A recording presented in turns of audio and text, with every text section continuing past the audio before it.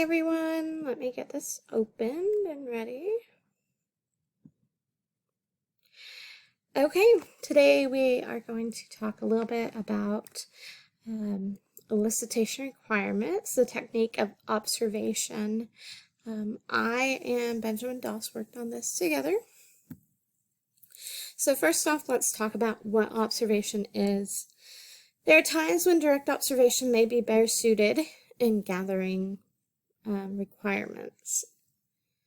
So what we are talking about is there are situations where observation is going to be more ideal than interviewing or surveys or any of the other plethora of elicitation techniques.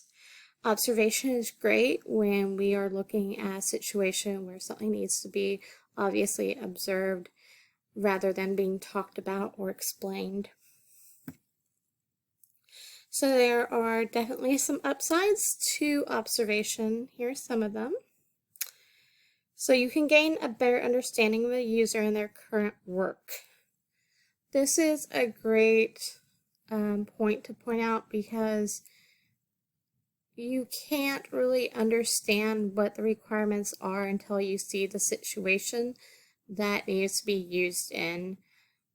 For example, with Brother Isam making the component for the helicopters, if you can't see the cockpit of the helicopter or understand the forces that are placed upon the helicopter, you're not going to really be able to understand what needs to be done and what requirements need to be made in that situation.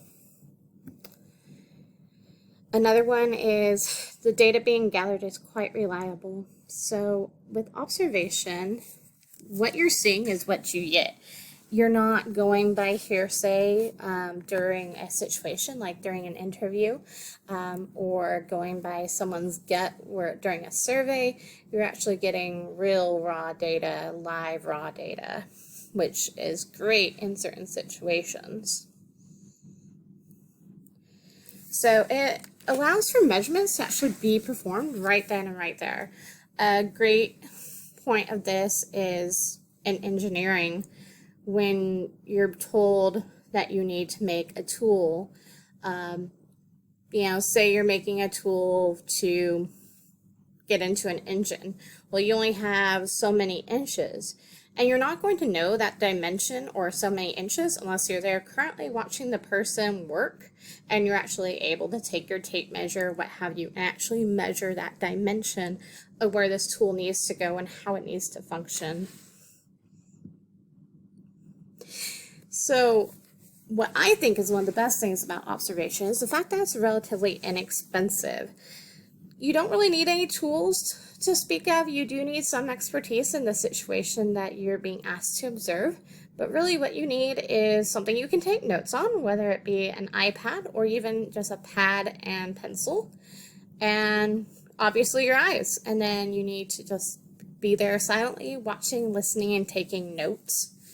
If you have questions, of course, you can ask those questions, but for the most part, it's an observation session, and so you're just simply watching. Now, there are also some downsides to observation as well. So, exceptions are going to be difficult to capture, and what we mean by this is that during an observation, somebody might be doing the task in a certain way because they've learned how to do it that way. It's not necessarily it was designed to be done that way, but they might skip a step or they might do something different. It's kind of like with math. With my nephews, they're learning Common Core math. I didn't learn Common Core math, so I showed them how to do old school math, and we both get the same answer, but which way is really correct? So with observation, another downside is often it needs to be repeated. You might have one person that you're observing, and again, they're going to do it one way, and you'll gather data. But then you're going to realize, oh, hey, I need more data, or I need different data. And so you might have to go back and rewatch that same person, or better, you're going to go watch someone else perform that same task.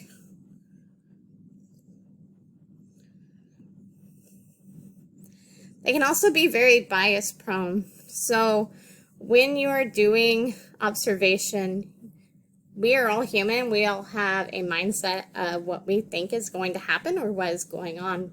And so it's very hard to step away from those mindsets and really just be an observer. So they're prone to being biased. You're going to, see how something is done in a certain way, and you're going to get preconceived ideas. And good, bad, or indifferent, that's going to go in your report whether we realize it or not. Another downside to observation is it has to be timed perfectly.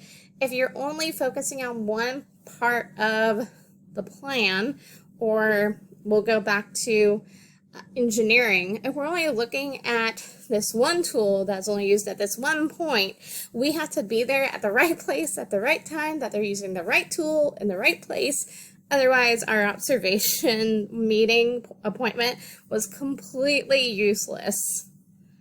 And so that was a lot of wasted time, wasted effort, and which means wasted money. So when should we use observation techniques? Here's some recommendations. You should use an observation technique whenever it needs to be monitored, and you can determine, like, if there's new needs, old need, you can determine how well the current situation is working. That leads right into the next one. It's great to use to improve something that's already existing. If something's already there, observation, obviously, you can see, okay, it doesn't need to be improved, doesn't need to be changed. What really needs to go on with this? It's great to use when the stakeholders can't really explain to you what they want or what they need. It's great to use when a process is repeatable, because like we mentioned earlier, it needs to be right time, right place, right situation, but also sometimes it needs to be done repeatedly so we can get all the data needed. Obviously, if it cannot be repeated easily and quickly, we probably want to choose a different technique to gather the requirements that we're looking for.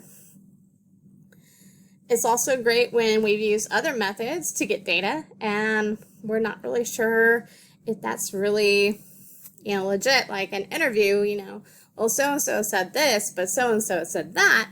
So maybe we need to send someone in to observe it and see what really happens.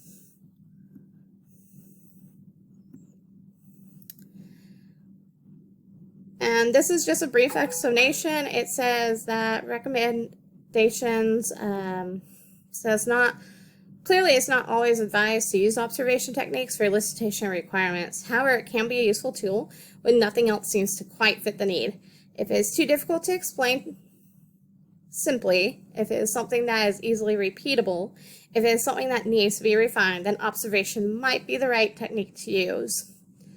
Now, here's some of the data that I was able to gather. I'm currently a web designer, and some of the best data I've found when I am redesigning or even making a website for the first time is watching people use an existing site that I either have currently designed or it's been previously designed, and I've been asked to refine it.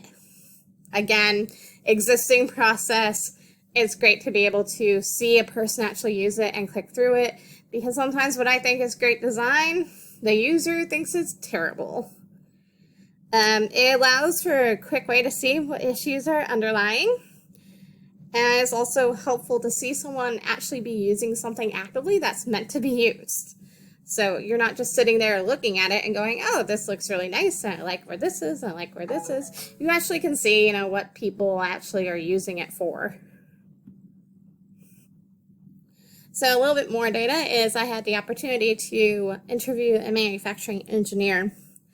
And one of the things I learned is that observation is key during the design and manufacturing process.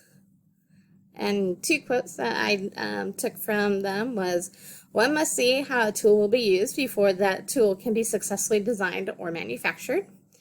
And a part is useless if it cannot be used well under the exact circumstances it was designed to be used in. So that is what I have for you guys. Hopefully you learned something. Let me know what you think, and have a great day.